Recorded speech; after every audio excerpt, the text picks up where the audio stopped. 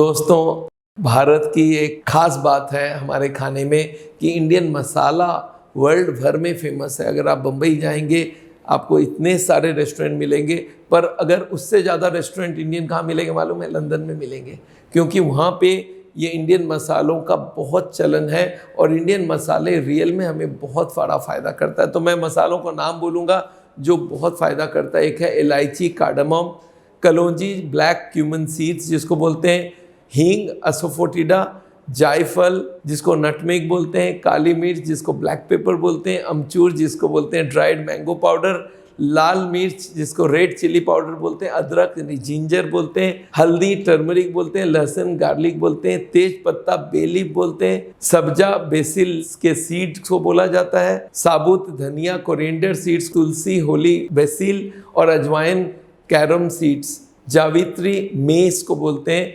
और जीरा जिसको क्यूमिन बोलते हैं, राई जिसको ब्राउन मस्टर्ड बोलते हैं, लौंग जिसको क्लोव बोलते हैं, सरसों की दाना जिसको मस्टर्ड सीड बोलते हैं, गरम मसाला और सौंफ जो है इसको फेनिल सीड बोलते हैं, कस्तूरी मेथी फेनुग्रीक सीड से बनता है, और चक्री फूल जिसको स्टार असाइन बोलते हैं, और दालचीनी जिसको सिनामन बोलते हैं, खसखस पॉपी सीड्स, केसर सैफरन, करी पत्ता जिसको करी लीफ बोलते हैं, और बड़ी इलायची जिसको ब्लैक कार्डमम बोलते हैं, धनिया पाउडर जिसको कोरिएंडर बोलते हैं, मेथी का दाना जिसको फेनुग्रीक बोलते हैं, और जंगली दालचीनी की छाल जिसको कैसिया ब्रग बोलते हैं, इमली, टैमरिंड, अनार की दाना जिसको हम लोग बोलते हैं पोमोग्रेनेट सीड, पुदीना, मिंट, अदरक पाउडर, जिंजर पाउडर, आंवला पाउडर को गूसबेरी ग्रास पाउडर बोलते हैं। ये सारे 40 एक इंडियन मसाले जो बहुत हम लोग के यूज़ में आती है। बस 2-3 को मैं रोकना चाहूँगा जिनको हम मानते हैं कि बहुत अच्छा नहीं मानते, जैसे खसखस है उसको हम बहुत अच्छा नहीं मानते, उसमें बहुत ज़्यादा फैट होता है।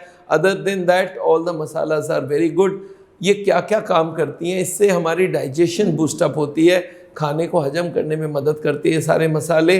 अगर जनरली स्पीकिंग गैस्ट्रिक जूस को बढ़ाता है और स्टोमक में हमारी डाइजेशन को फास्ट करता है।